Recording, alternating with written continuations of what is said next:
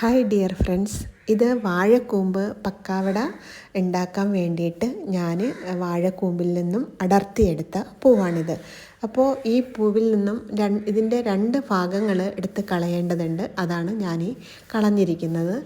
പിന്നെ അപ്പോൾ ഈ വാഴക്കൂമ്പിൻ്റെ പക്കാവട എന്ന് പറയുമ്പോൾ ഇത് അങ്ങനെ യൂട്യൂബിലൊന്നും ആരും പോസ്റ്റ് ചെയ്തതായിട്ട് കണ്ടിട്ടില്ല. അതുകൊണ്ട് തന്നെയാണ് ഞാൻ യൂട്യൂബിൽ ആദ്യമായിട്ട് എന്ന് എഴുതിയത്. അതായത് ഈ രണ്ട് സാധനങ്ങളുമാണ് ആ വാഴക്കൂമ്പിൽ നിന്ന് നമ്മൾ കളയേണ്ടത്. പിന്നെ ഈ വാഴക്കൂമ്പിൻ്റെ ഈ പൂവിനെ ഒന്ന് നന്നായി കഴുകിയെടുത്തതിന് ശേഷം അതിലേക്ക് ഉപ്പ്, മഞ്ഞൾപ്പൊടി, മുളക് പൊടി, പിന്നെ കുരുമുളകും ചെറിയ ചുവന്നുള്ളിയും കൂടെ ഞാൻ ചതച്ച് അതിലോട്ട് ചേർത്ത് കൈകൊണ്ട് തന്നെ നമ്മളിത് നന്നായിട്ടൊന്ന് കുഴച്ച് ഒരു 10 മിനിറ്റ് നേരം അതിനെ ഒന്ന് റെസ്റ്റ് ചെയ്യാൻ വയ്ക്കേണ്ടതുണ്ട്.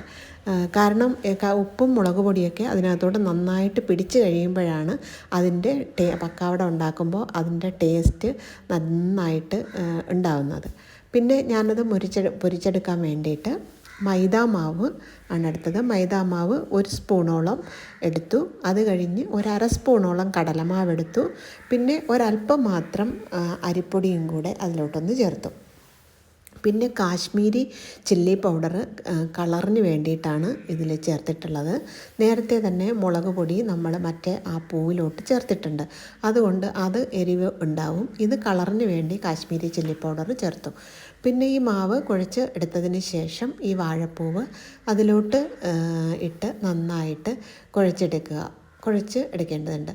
പിന്നെ നമ്മൾ ഈ കോളിഫ്ലവറിൻ്റെ പക്കാവടയൊക്കെ നമ്മൾ കഴിച്ചിട്ടുണ്ടല്ലോ, അതിനേക്കാളും 10 മടങ്ങ് ടേസ്റ്റാണ് ഇതിനുള്ളത്. അതായത് കുട്ടികൾക്കും ഇത് നന്നായിട്ട് ഇഷ്ടപ്പെടും. കാരണം ഇതിനകത്ത് നമ്മൾ ഈ കുർക്കുറയൊക്കെ കഴിക്കുന്ന മാതിരി ഒരു കറുമുറ ഒരു ടേസ്റ്റൊക്കെ ഇതിനകത്തുണ്ട്.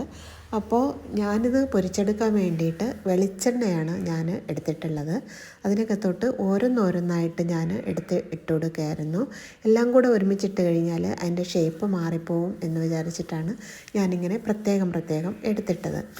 പിന്നെ ഇതിൻ്റെ 2 സൈഡും മറിച്ചിട്ട് നന്നായിട്ടത് മൊരിച്ചെടുക്കേണ്ടതുണ്ട്. നന്നായിട്ടത് മൊരിഞ്ഞ് വരുമ്പോഴത്തേനാണ് അതിൻ്റെ ടേസ്റ്റ് ഇത്രയും ഗംഭീരമാവുന്നത്. സത്യം പറയാം, ഇത് നല്ല ടേസ്റ്റിയുള്ള സാധനമാണ്. എല്ലാവർക്കും ഇഷ്ടപ്പെടുകയും ചെയ്യും. കുട്ടികൾക്കും വലിയവർക്കും ഒരുപോലെ ഇഷ്ടപ്പെടുന്ന സാധനമാണ്. അപ്പോൾ ഇത് എല്ലാവരും ഉണ്ടാക്കി നോക്കണം. നാട്ടിൻപുറങ്ങളിലാവുമ്പോൾ എപ്പോൾ വേണമെങ്കിലും ഈ കൂമ്പൊക്കെ കിട്ടും. പിന്നെ പുറത്തൊക്കെ ഉള്ളവർ നാട്ടിലൊക്കെ വന്നതിന് ശേഷമായാലും ഉണ്ടാക്കി നോക്കിയതിന് ശേഷം അറിയിക്കണം. ഒരു മാറ്റവുമില്ല, എല്ലാവർക്കും നന്നായിട്ട് ഇത് ഇഷ്ടപ്പെടും. അപ്പോൾ ഫ്രണ്ട്സ്, ഇത് എൻ്റെ ചാനലിൽ നിന്നും ഇത് കാണുമ്പോൾ പിന്നെ എൻ്റെ ചാനൽ ഒന്ന് സബ്സ്ക്രൈബ് ചെയ്ത് വീഡിയോയ്ക്കൊന്ന് ലൈക്കൊക്കെ ചെയ്ത് സപ്പോർട്ട് ചെയ്യാൻ വേണ്ടിയിട്ട് ഞാൻ എല്ലാവരോടത്തും പറയുകയാണ്. അപ്പോൾ തീർച്ചയായും എന്നെ ഒന്ന് സപ്പോർട്ട് ചെയ്തേക്കണേ.